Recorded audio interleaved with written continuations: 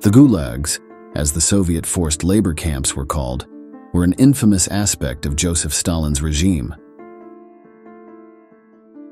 From the beginning of their implementation in 1930 until their disuse in the late 1950s, millions of people were sent to these terrible places. They could be found throughout the nation, in the brutal deserts of Central Asia, as well as in Arctic Siberia.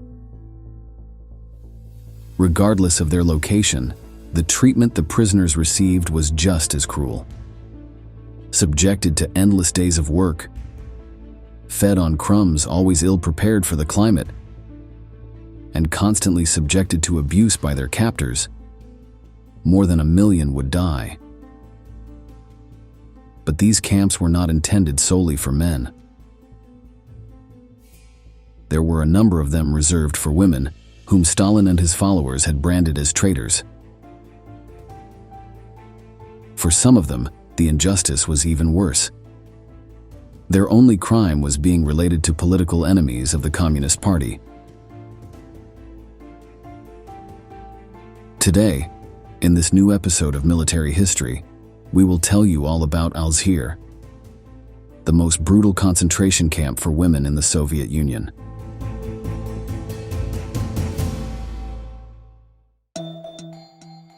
By the mid-1930s, Joseph Stalin had been the highest authority in the Soviet Union for several years. Still, his power was not total. Many well-known figures within the country did not have much confidence in his leadership. There were even plans to assassinate the General Secretary, which were never carried out. Stalin, paranoid by nature, decided to strike his enemies first. With the help of the NKVD, the People's Commissariat for Internal Affairs, which also functioned as a secret police, a huge number of members of the Communist Party began to be investigated. Anyone suspected of treasonous intentions was removed from office. But not only that. If they were lucky, they could be imprisoned in the gulags, that is, in forced labor camps. If not, their fate was death. Hundreds of thousands of people fell victim to the Great Purge as the campaign came to be known. Government employees, political party leaders, and high-ranking Red Army officers were just some of the victims. But ordinary citizens were not spared either. Thousands were accused of being saboteurs or spies and suffered the same fate as state personnel. In addition, many ethnicities were specifically targeted, such as Asian peoples or the so-called Volga Germans. By 1938, when the purges ended, around 700,000 people had been killed. Hundreds of thousands more died in the gulags, to which they were forcibly transported. Although this indiscriminate killing had come to an end, arrests continued for decades. But this did not only affect those whom Stalin suspected. Their wives and children were also affected, simply by virtue of being relatives of the person in question. The Soviet Union even had an article in its penal code detailing what was to be done with family members of traitors to the motherland. At the beginning of the purges, the wives of those arrested were automatically imprisoned without even an investigation being carried out. Children were taken to orphanages, or if they proved too troublesome, were taken to forced labor camps or penal colonies. After 1938, only women who were deemed politically unreliable, socially dangerous, or who knew of their husband's activities became prisoners. This change in the NKVD's actions did not prevent thousands of them from being rounded up and taken to special gulags. These were often thousands of kilometers away from the cities where they lived, so they had to face a difficult journey to reach their destination.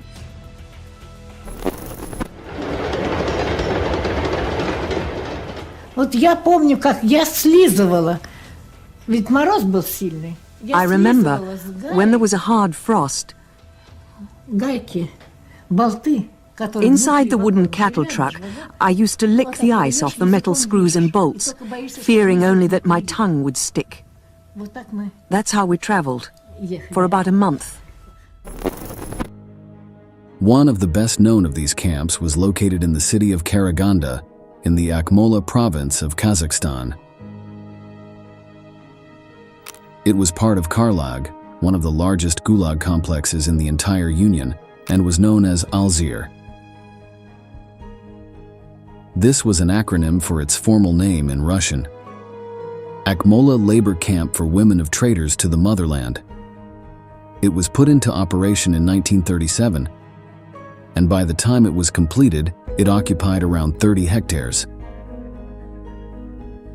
The following year, female prisoners began to arrive, and despite its large size, the place was soon overwhelmed. Several women had to be taken to other camps in the surrounding area. The sentence for those held in Alzir was generally between 5 and 10 years. During this time, they had to perform forced labor, such as building barracks to house the incessant number of new captives.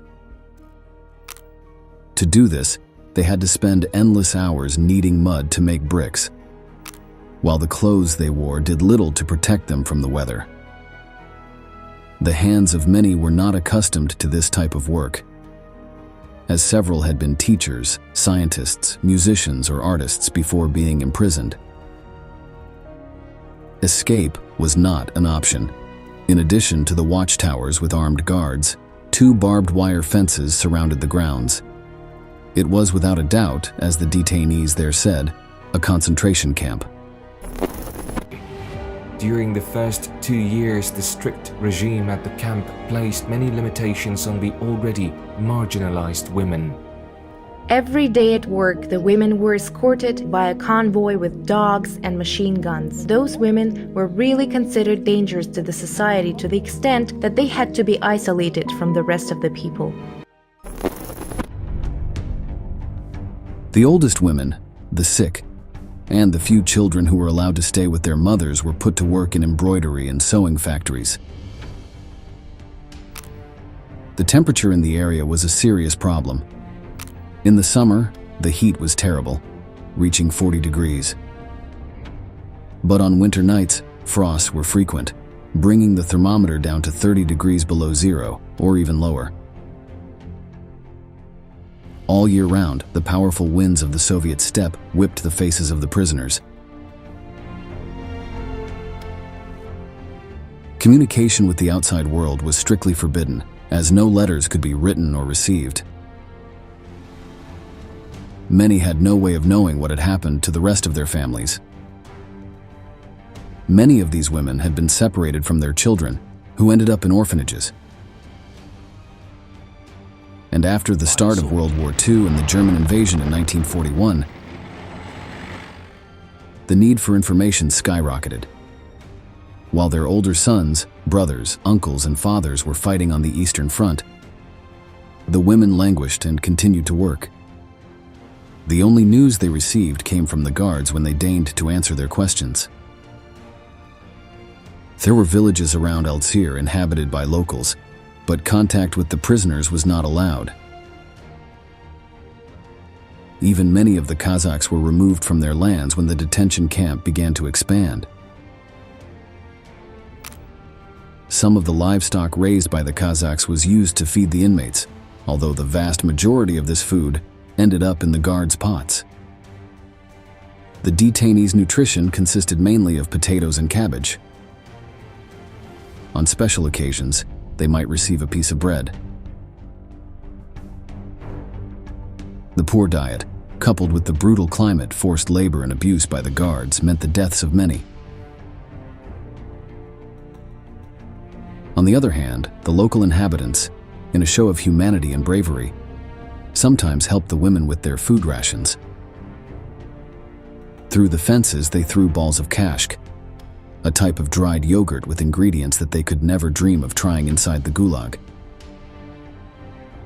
Since the guards mistook these balls for stones, they did not intervene, thinking that the population was getting even with the traitors.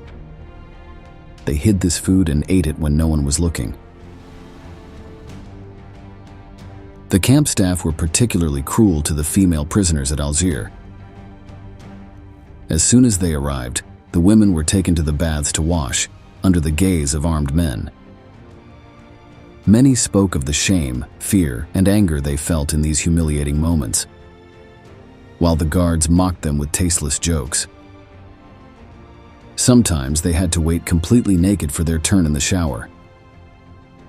To prevent the spread of lice, they were completely shaved. Not just their heads, but also their pubic hair. As female doctors were in short supply, this was usually done by a man, compounding the humiliation.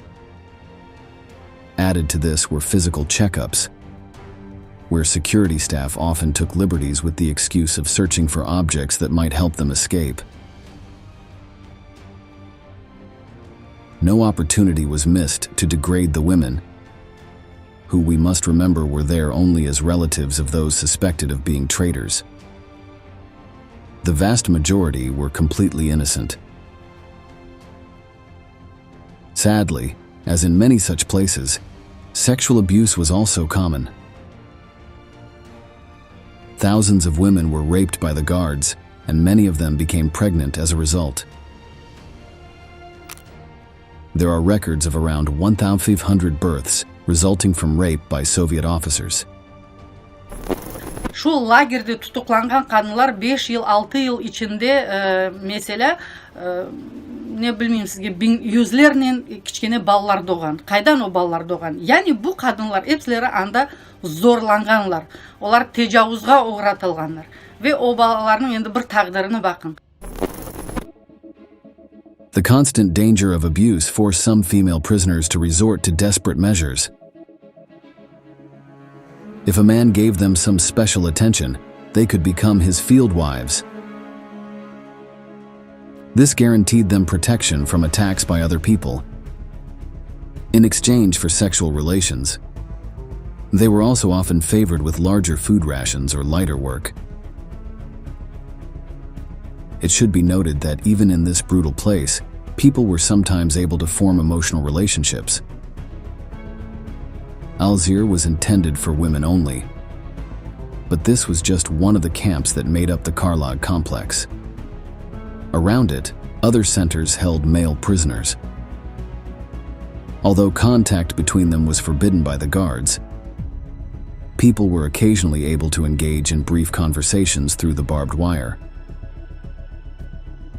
Love letters were smuggled or thrown over the fences, waiting for a moment when the eyes of the security personnel were not on them.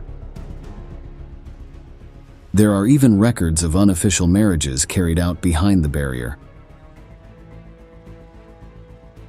Although many of these relationships would not have a happy ending, they were moments of hope in a place totally devoid of it.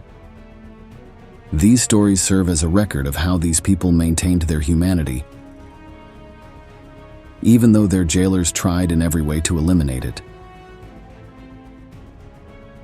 Pregnancies, as mentioned above, were not an uncommon occurrence in these camps.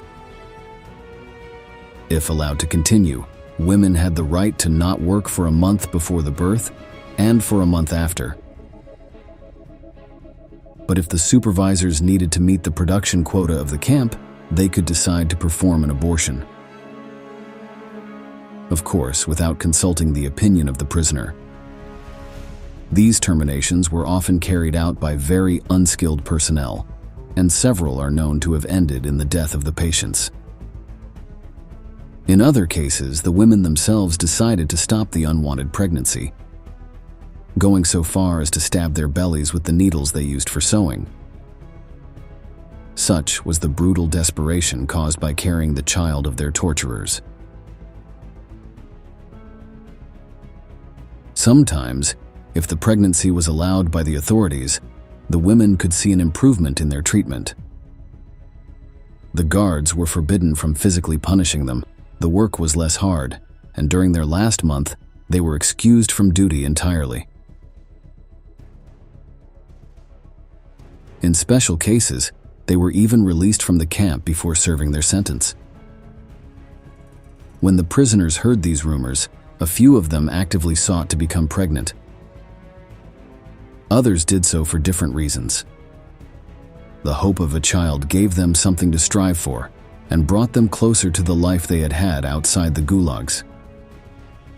According to one prisoner, it made them regain a sense of femininity and purpose in such a hostile environment. However, for those pregnancies that did go to term, the infant mortality rate was very high. The conditions in which these infants were born were extremely harsh and unhygienic. Almost no food was set aside for their feeding, and breast milk was poor in nutrients due to the malnutrition of the mothers. Breastfeeding was almost the only time women could see their children, since after a short leave, they had to return to work. If for some reason, whether it was work duties or the whims of the guards, the prisoners missed the time allotted to feed their children, there was no other opportunity to do so, and the infant would not eat that day. The slim chances of seeing these children grow up were not unique to Al-Sir, of course. In all the female concentration camps scattered across the Union, prisoners had to face the harsh reality that their children were unlikely to survive. Увезли в Бутырку в больницу, где я родила мальчика. 2 дня не несут кормить, 3-й день пошел. Охранник несет сверток и говорит: умер. Это мой ребенок умер. On rare occasions, those born in Al-Sir were allowed to remain there. The Gulag supervisors thought that after a few years, the children would be able to help their mothers with menial tasks. But usually, when they reached 2 years of age, they were cruelly separated from the women. This was usually done at night to take everyone by surprise and prevent the work from stopping. The infants were taken to orphanages or given to other families trusted by the NKVD.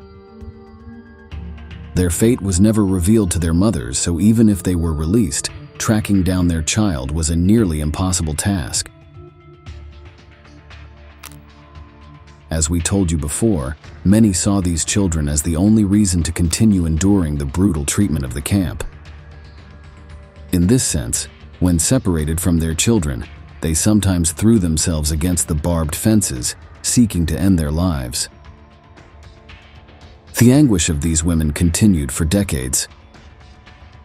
Female prisoners continued to be transported to Al-Sir, and not even the end of World War II in 1945 meant that the truckloads of new captives stopped. Only in the early 1950s, when the Cold War brought international pressure on Soviet policies, did the camp begin to slow down. With the death of Joseph Stalin in 1953, Al-Sir was finally closed. Despite this, many of its prisoners were transferred to other camps, and only in 1958 were they allowed to return home. Nothing would be the same for these women. Many of their husbands, those designated as traitors to the homeland, had been killed or were missing. Some, the luckier ones, remained imprisoned in places as remote as Siberia and would have to wait years for their release. Apart from their partners, other members of their families had died fighting the Nazis. Their homes had been destroyed in bombings or appropriated. The country itself was going through one of its toughest times, and it took decades for them to recover economically from the damage caused by the war. The Soviet government, beyond freeing them, offered them no help at all. Many former prisoners ended up emigrating to other countries to rebuild their lives from scratch.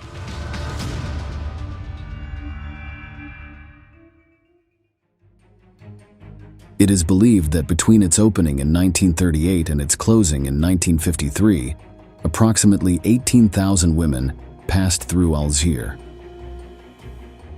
Some were wives of men of great importance to Soviet politics and culture, such as Nikolai Bukharin and Boris Pilnyak.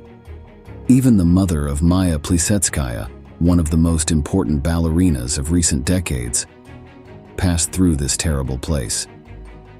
Today, on the land once occupied by Alzir, there is the Memorial Center for Victims of Political Repression and Totalitarianism. It was opened on May 31, 2007, on the day when in Kazakhstan, the hundreds of thousands of men and women persecuted by the iron hand of the Soviets are remembered. Раздели их и приказал всем снимать штаны. И стояло две таких шеренги, и насиловали этих двух же девочек по очереди. Они начали истекать кровью, они. Вот. Потом он вынул, когда они потеряли сознание, вынул наган, подошел, выстрелил им в рот, застрелил этих двух девочек. Вот. А рядом был свинарник. Их девчонок этих бросили в свинарник. Вот. What you just heard is the horrifying memory of a Soviet veteran who witnessed an attack on German girls. During World War II, these kinds of aberrations against women became an everyday occurrence. Both sides committed abuses that included sexual slavery in nauseating rooms, mass shootings, and torture. Sadly, many of these acts were promoted by the authorities. That is why, in this new installment of military history, we are going to tell you about the worst crimes suffered by the female population during the war. We anticipate that it will be a really hard installment and full of testimonies that will make your blood run cold, but that deserve to be told. If you were a woman in Europe in the 1940s, you were susceptible to sexual violence no matter which side you were on. That is why today we will learn stories told from both sides, with pain as a common point. The Third Reich was an empire of pain that sought to eliminate entire peoples from the face of the earth. Within the framework of torture and abuse, few groups were as affected as the women of the conquered nations. Although gender was not initially an important factor when it came to organizing the ghettos and detention centers, as the war progressed, female victims were exploited in especially cruel and aberrant ways. It all began in early October 1942 with the arrival of hundreds of female prisoners at the Majdanek concentration camp, located in the heart of Poland. On that same date, the first Frauen Konzentrationslager was created, a separate area for housing women with the aim of transforming them into slaves to the dark appetites of officers and commanders. My back was bleeding, my knees were scraped from crawling on the gravel. And we got to an open place, an open field which was enclosed with barbed wire. There were sentries all around us in watchtowers. We were in Majdanek. Upon arrival at Majdanek, each of the women was subjected to the selection and distribution process established by the Nazi authorities. At this stage, it was decided whether it was worth keeping them alive to perform special jobs or roles, or whether instead they were to be executed like animals. First, their clothes and personal belongings were removed. Then, their information was entered into the system to assign them a number, which would then become their new identity.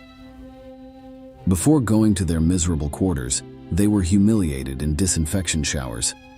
The prisoners had to strip in front of the male SS staff, as well as in front of prisoners who helped with the running of the place.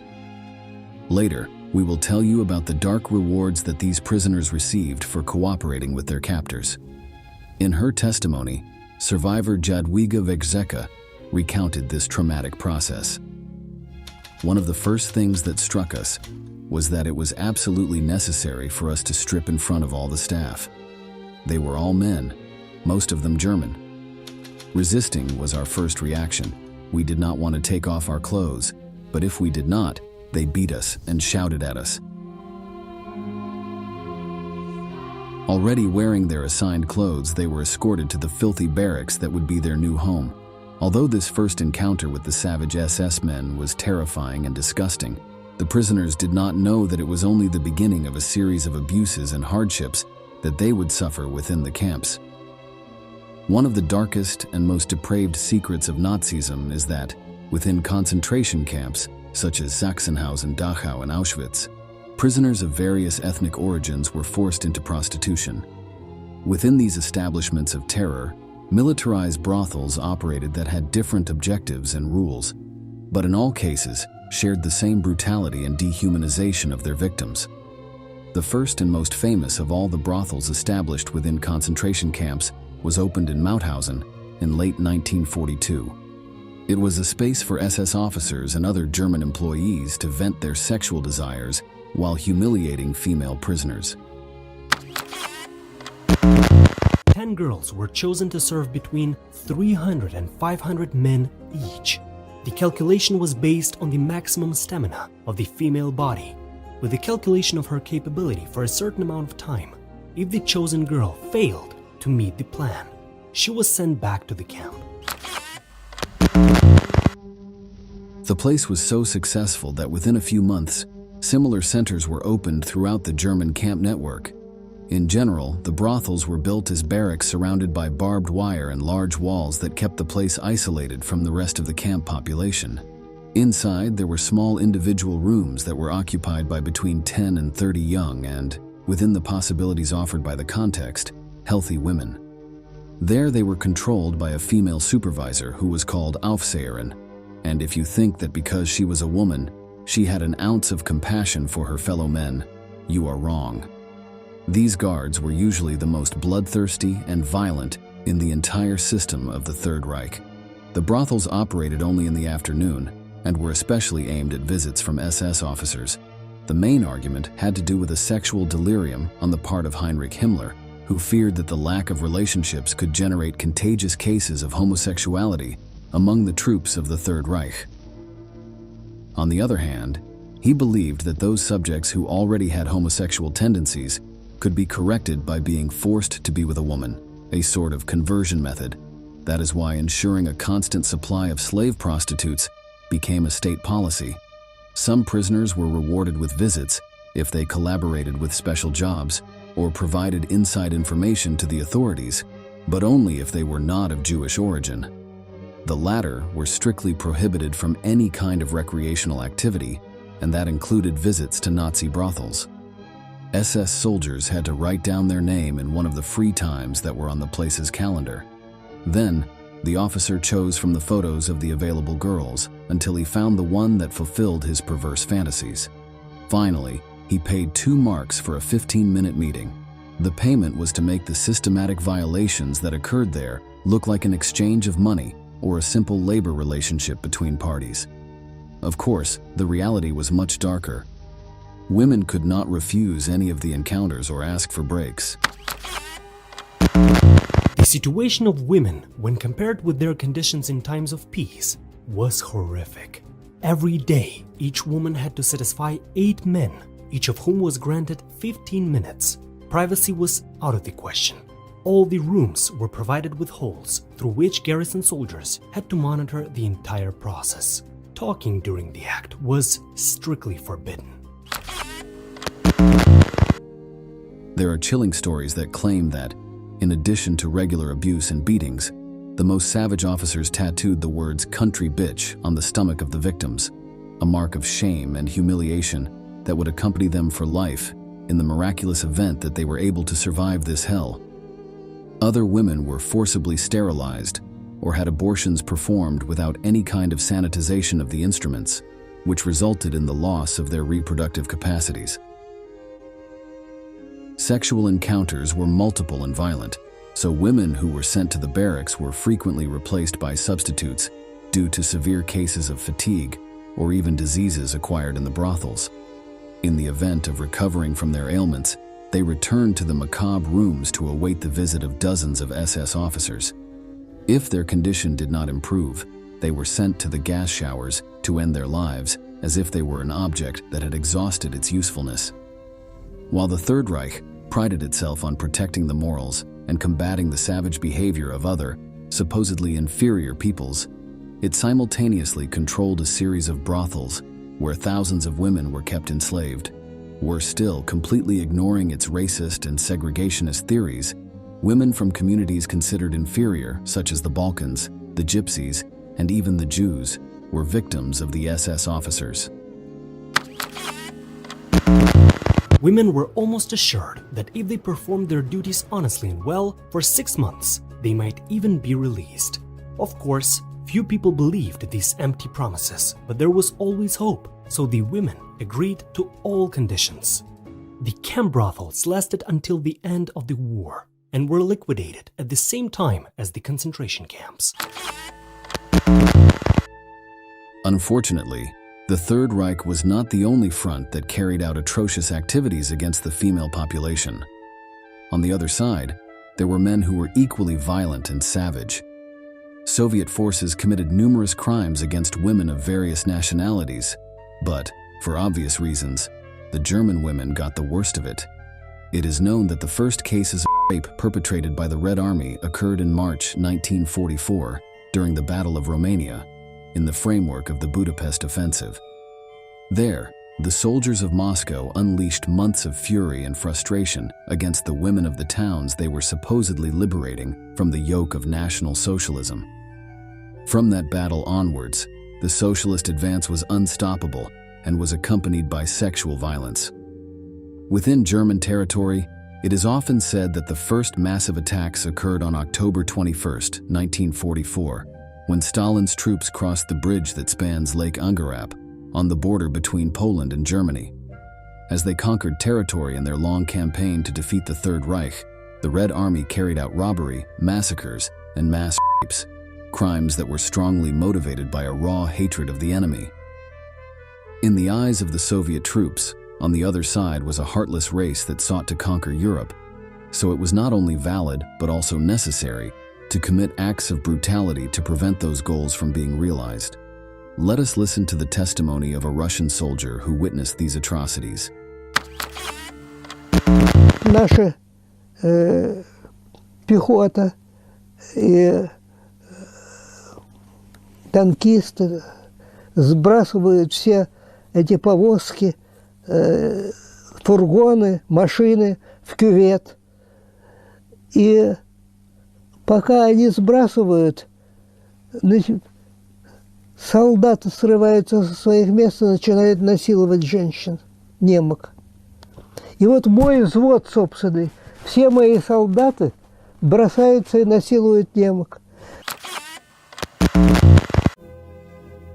Sexual assaults against women were recorded in numerous documents that came to light several years after the war ended. Among the most important files is a letter from an anonymous Russian soldier who speaks with savage contempt towards the enemy. "We are taking revenge for everything, and our revenge is just. Fire for fire, blood for blood, death for death." With this mindset, it becomes clearer how they were able to commit atrocities that go against all legislation on practices permitted in times of war. Although many experts directly relate the barbaric sexual conduct of the Red Army to this fierce hatred against the Germans, there are several factors that were at play when committing these crimes. Firstly, abusing the women of the enemy is a war tradition in many villages in the region. These attacks were seen as a disgusting way of establishing dominance over other peoples, humiliating the wives and mothers of their warriors.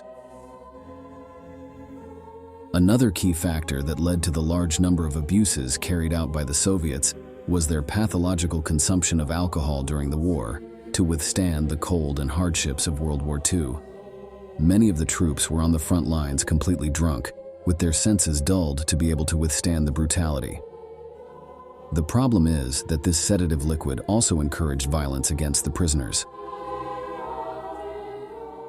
One thing that the Third Reich and the Soviet Union have in common is that both strongly disapproved of prostitution, promoting laws that persecuted prostitutes in the big cities.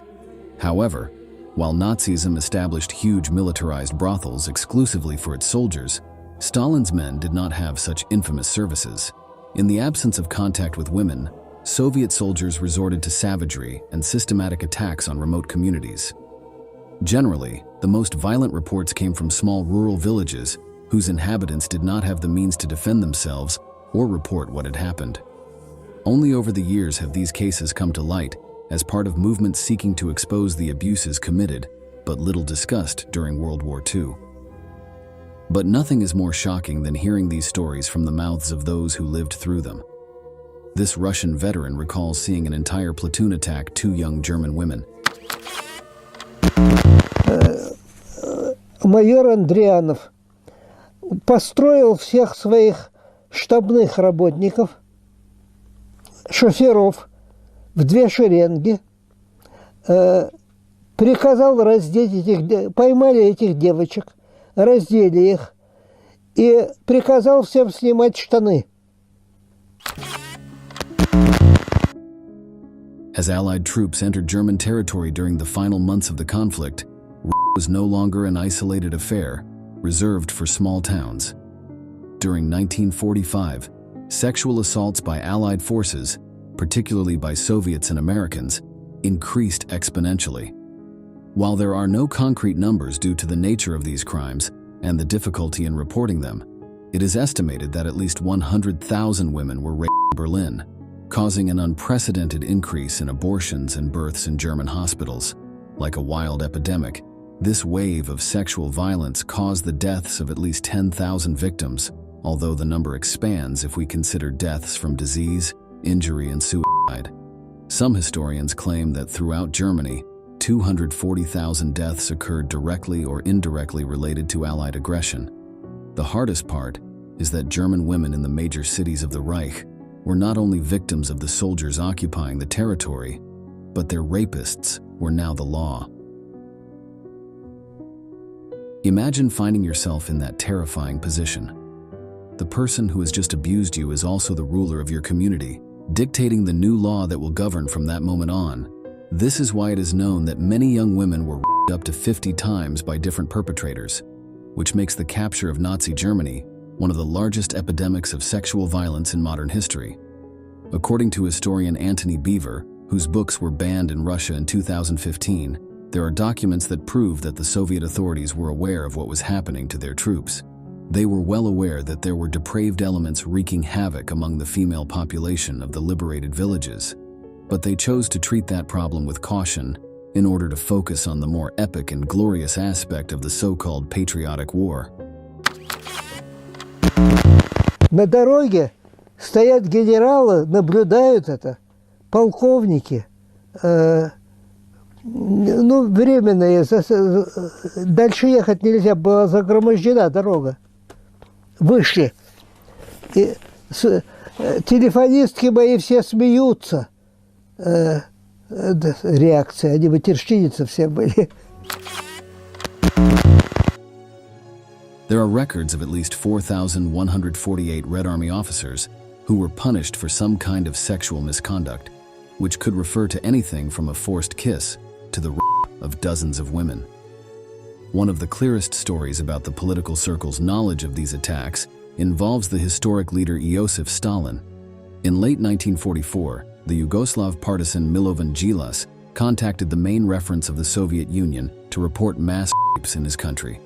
Faced with the situation, the response he received was that a soldier who crossed thousands of kilometers between blood and fire had the right to have fun with the women he found on his way. The problem is that the idea of fun that many officers had was pure savagery and dehumanization. Usually, when we talk about looting, massacres, rape, the accounts of the Second World War focus on the activities of the Allied front that took revenge on the Third Reich in the form of attacks on civilians.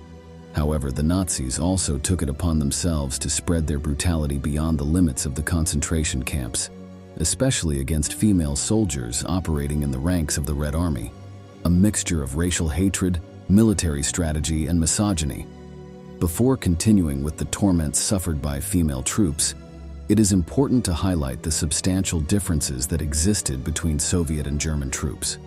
Within the doctrine of the Third Reich, women had no place as soldiers.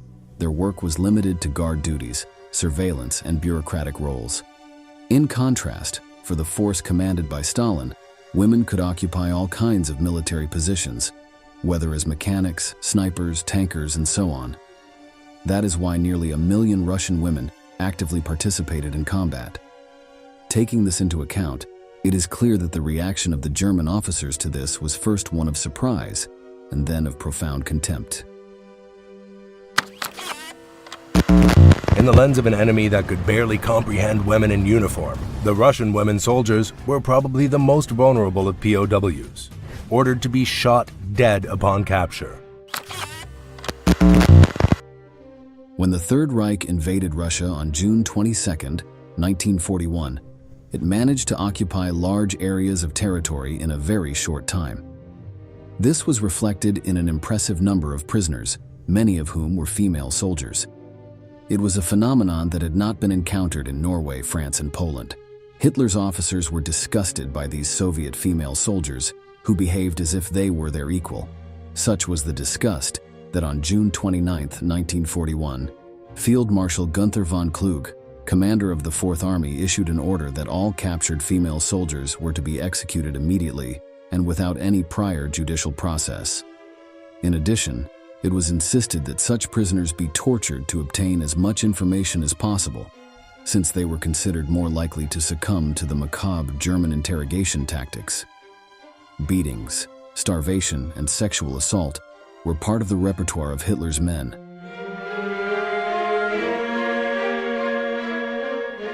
While that order was illegal and rescinded by higher authorities, there is plenty of documentation to suggest that various commanders and soldiers carried out summary executions of Soviet female soldiers caught in that period of the war. In October 1941, thousands of Russian women were captured on German soil as they were preparing for guerrilla attacks. The bravery and courage of these female warriors infuriated the Germans. Field Marshal Walter von Reichenau issued orders for them to be tortured, raped, and ultimately shot. While the Germans treated all captured Soviet prisoners inhumanely throughout the war, Russian women definitely got the short end of the stick. SS officers despised them and wanted to see them suffer at all costs, whether through abuse or humiliation. Even those who were not executed immediately were sent to concentration camps, with explicit orders to be placed in the infamous brothels we talked about at the beginning of the video. Once again, sexual violence was used as a method to subjugate the enemy and humiliate these young and fierce soldiers in Stalin's service. The cruel methods used by the Reich became known among the ranks of the Red Army. So, faced with the possibility of falling into enemy hands, many female warriors in Moscow chose to commit suicide rather than face a long and painful torment.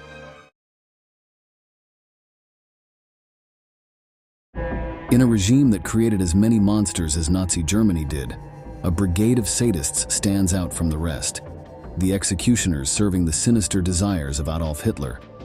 Commanded by Oskar Dirlewanger and mostly composed of former convicts, they were responsible for unimaginable cruelties, extortion, torture, mass rapes of women, even girls, and the merciless murder of tens of thousands of people. These were just some of their crimes, committed with absolute brutality, often torturing victims for hours until their final death. Entire villages were wiped off the map by these savage men, with all their inhabitants burned alive for their own pleasure. No act was too sadistic for them. Today, in this new video from military history, we will tell you all about the Dirlewanger Brigade, one of the bloodiest of the entire Second World War.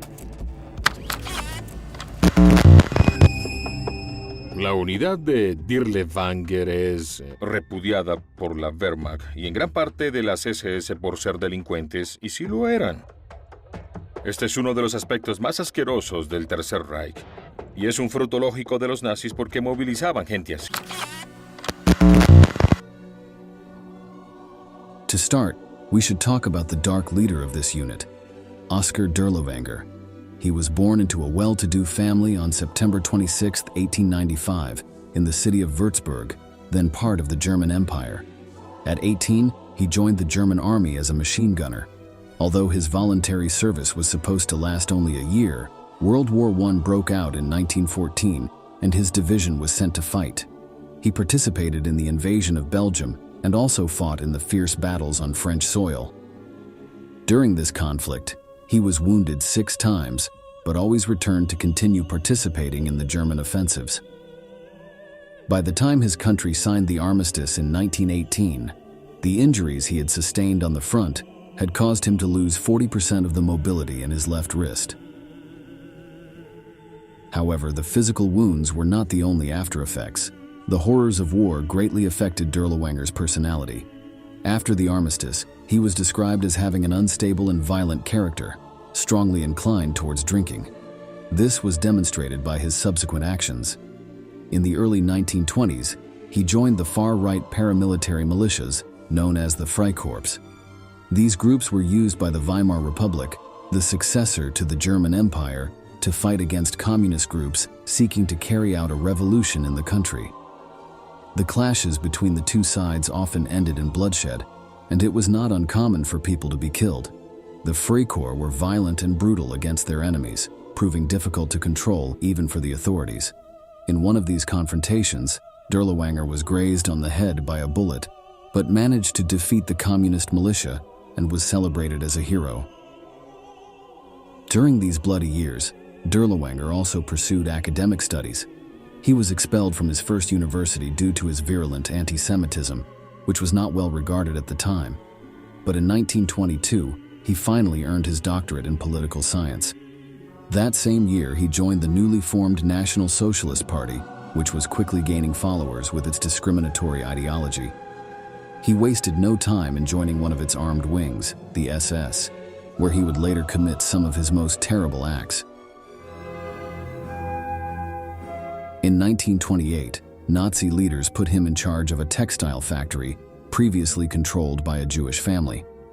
His criminal tendencies quickly emerged, and he was accused of embezzlement. However, he was not convicted because the stolen money ended up in the coffers of his party, which was already close to seizing power. Nonetheless, perhaps motivated by this initial success, he continued to commit crimes, including illegal possession of firearms and money laundering. All these infractions were forgiven, but in 1934, a year after Hitler came to power, he was accused of raping a 13-year-old girl. The victim was a member of the League of German Girls, the female equivalent of the Hitler Youth, and this time Dirlewanger could not escape conviction. He was sentenced to 2 years in prison and also lost his job, military honors, and his doctorate, and was expelled from the party. However, this fall from grace would not last long. After his imprisonment, thanks to his contacts, primarily the officer Gottlob Berger, he was reinstated into the German SS. Always craving violence, in 1936 he traveled to Spain to fight in the Spanish Civil War on the side of Francisco Franco's forces, the fascist dictator and ally of Adolf Hitler. He joined the Condor Legion, a unit of German volunteers, where he fought until his side's victory in 1939. Thanks to this service and the maneuvering of his friends within the party, he was readmitted into the Nazi ranks, and his doctorate was even restored. Dirlewanger was back on track for the future, just as the situation in Europe was about to explode. Despite his tense relationship with the National Socialist Party, he always sought ways to advance through the ranks. He turned once again to Berger to speak with Heinrich Himmler, the leader of the SS, in an attempt to convince him to put him in charge of a combat unit. Thus, the 36th Waffen-SS Grenadier Division was formed, although it initially began as a small battalion known as the Dirlewanger Brigade. While its ranks included some soldiers, most of its members were criminals, primarily poachers. It was believed that the tracking and shooting skills these men possessed would be very useful for the missions they were assigned. The Waffen-SS unit eventually started welcoming the lowest scum of society, from hardcore criminals like rapists and murderers to mental asylum patients and former concentration camp inmates, and the group soon turned into a rampant gang of sadistic brutes with a license to act as they pleased. After completing their training, they were placed in charge of a forced labor camp in the small Polish town of Stary Dzieków. There, Dirlewanger and his men began to carry out the brutalities that would come to characterize them and for which they would become infamous. They frequently made trips to the ghetto in the nearby town of Lublin, where they extorted money from the imprisoned Jews. But this was the least of their crimes. They frequently sexually abused the camp's female population, then burned their genitals with gasoline. Others, after rape, were injected with strychnine, a toxic compound that killed them without exception after excruciating agony. According to sources, Dirlewanger enjoyed sitting and watching as these women convulsed to death, often while smoking a cigarette. But this was not the full extent of his perversions. His victims often included minors, both boys and girls, who also suffered cruel sexual abuse. After the act, they were shot, often by Dirlewanger himself.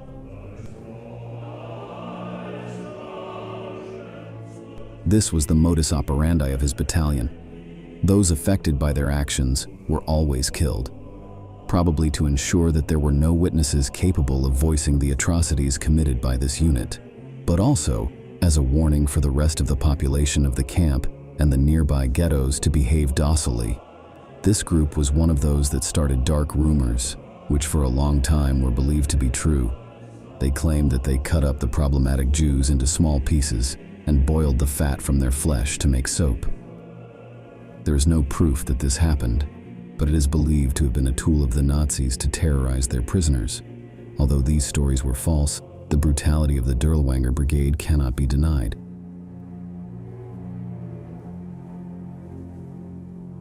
The level of cruelty was such that they were investigated by other members of the SS due to excesses of violence and corruption. Although the judge in charge of the evaluation declared that their leader was a terror to the entire camp population, nothing was done about it. The reality was that Himmler and the rest of the Nazis benefited from having men like these, ready to finish off those considered subhuman without a second thought. But Oskar Dirlewanger's violent tendencies did not fall solely on those designated as enemies of the Reich. His own soldiers were frequently punished in atrocious ways for the slightest infraction, real or imagined. Often influenced by alcohol, which he continued to abuse, the unit leader tended to brutally beat his lackeys, even going so far as to kill them. It is said that he could also summarily shoot those he held in low esteem. These excesses, although accepted and even celebrated by the Nazi hierarchy, displeased some German officers. One of them insisted on the removal of the unit from the labor camp. He finally succeeded, and in 1942, the Dirlewanger Brigade was sent to Belarus to fight against the partisans. It was there that their skills as hunters would be useful, at least theoretically, to find where their enemies were hiding. However, most of the actions they carried out were against the civilian population of the region, which often did not even put up any resistance.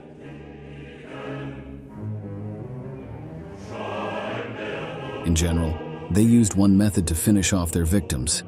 They would accuse a village of sheltering partisans or saboteurs, and then, even if they did not find any trace of weapons, they would shoot some of the inhabitants to spread panic. The rest were taken to a barn whose doors were closed and locked. Finally, they would set it on fire, with all the people inside. Anyone who escaped was machine-gunned by the Germans. Dirlewanger not only gave the orders, but actively participated, emptying the magazine of his pistol into the victims. It is believed that around 200 villages were wiped out in this way, by this unit alone. They killed around 30,000 Belarusians, the vast majority innocent of what they were accused of.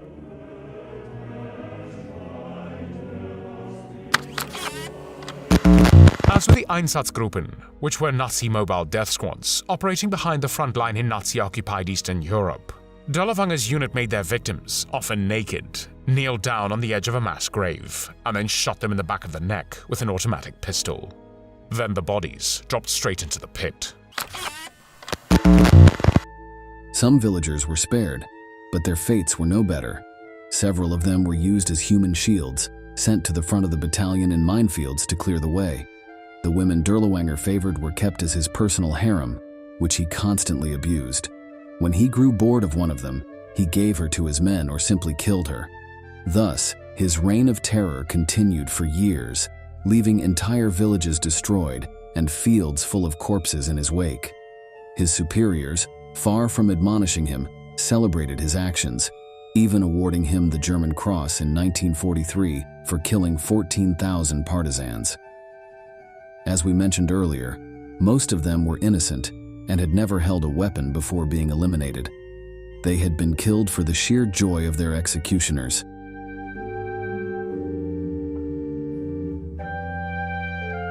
The Dirlewanger Brigade suffered a temporary setback in 1944 during a massive Red Army offensive known as Operation Bagration. The unit, more accustomed to dealing with civilians, was unable to withstand attacks by professional soldiers and suffered heavy casualties. They had to be withdrawn from the front and rebuilt. SS leaders decided to put the group in charge of what they did best: spreading terror. They were sent to suppress the Warsaw Uprising that took place in August of that year. It was a powerful offensive organized by the Polish resistance that caught the Nazis off guard. While the invaders initially held their ground, they soon regained the upper hand. Dirlewanger and his 4,000 men took advantage of the chaos to commit acts of such cruelty that even other SS members asked to be withdrawn from the front. The brigade's most terrible acts took place in the Wola neighborhood of the Polish capital. In just 2 days, they murdered an estimated 40,000 civilians. Their crimes included setting fire to 3 hospitals, with doctors, nurses, and patients still inside. Many of the women there were previously raped, often by several men before being killed. The Germans had flamethrowers, which they used indiscriminately against the terrified Poles. To the attackers, everyone was an active participant in the uprising and therefore deserved to be killed. Even children were not spared this fate. Dirlewanger's men were reported to have run babies through with bayonets or tossed them into the fire in front of their helpless mothers. In one appalling incident, Dirlewanger ordered the killing of 500 children in a daycare facility, and in order to save bullets, ordered his men to beat and bayonet the children to death. Just a small part of the 40,000 Poles the unit murdered in a 2-week orgy of terror. The acts of cruelty of Dirlewanger and his men seemed to increase battle after battle, surpassing unimaginable limits. It is said that the leader of the unit had the macabre habit of hanging people every Thursday. Usually, the victims were Poles, but even some of his subordinates were unlucky enough to meet this fate. Often it was Dirlewanger who kicked the stool where they stood with the noose around their necks. The atrocities they committed in the months of repression were so violent that they managed to alarm Himmler himself. Although he did not remove them, he ordered a division of military police to keep a close watch on them, to prevent them from attacking other German soldiers. But as mentioned before, the Nazi regime saw this behavior as something dignified, which ensured the survival of the Aryan man by eliminating the inferior races. For this reason, Dirlewanger was promoted in rank to Oberführer, considered at that time the first rank of a general. This, however, would be his last promotion.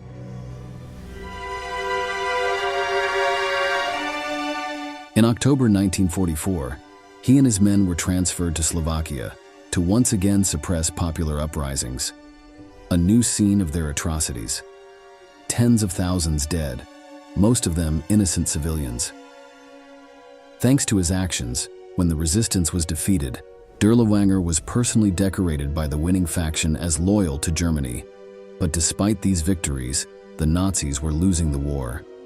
The Allies had them on the retreat and had already invaded German territory. Hitler needed all men capable of fighting to be sent to the front, so the brigade received its final assignment. In February 1945, they were to face Soviet forces on the Eastern Front. As before, they were unable to cope with the highly trained soldiers. Dirlewanger was shot in the chest, putting him out of action. He was taken off the battlefield for treatment. His unit, now without its leader, did not survive for long. The criminals who made up the bulk of their ranks saw no appeal in inter-army combat, so they began to desert en masse. They even went so far as to hang some of their officers who tried to restore order. Of the approximately 4,000 men in the Dirlewanger Brigade, only 700 were left alive when the war ended.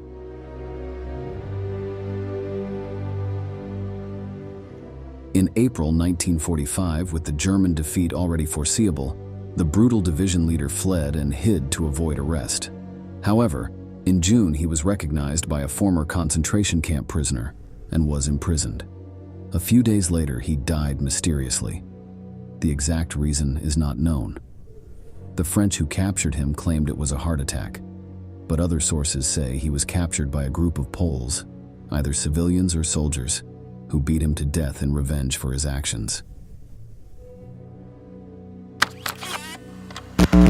According to the testimony of Luftwaffe Lieutenant Anton Führer, his cellmate and German prisoner of war, Dirlewanger was pulled out of his cell into the corridor every night and brutally beaten by the Polish guards. Führer later testified, "I have heard blows and terrible screams. In daylight, I would see bleeding open wounds on Dirlewanger's face, and his entire body was covered with bleeding welts."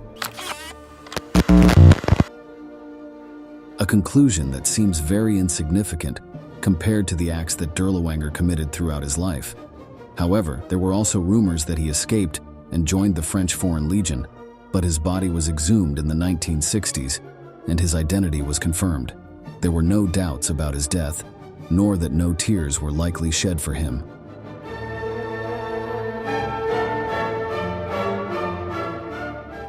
Oskar Dirlewanger was one of the most monstrous men of the Third Reich.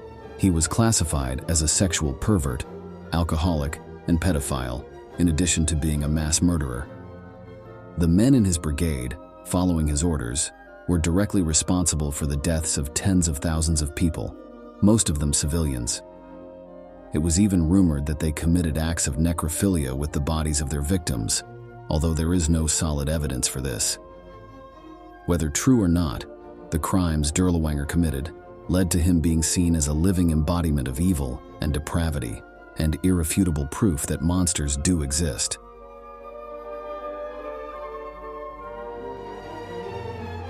We've reached the end of the video, and we want to ask you, what surprised you most about the story of Oskar Dirlewanger? Leave your answer in the comments box below, and don't forget to subscribe to our channel to learn about many more military events that left their mark on history.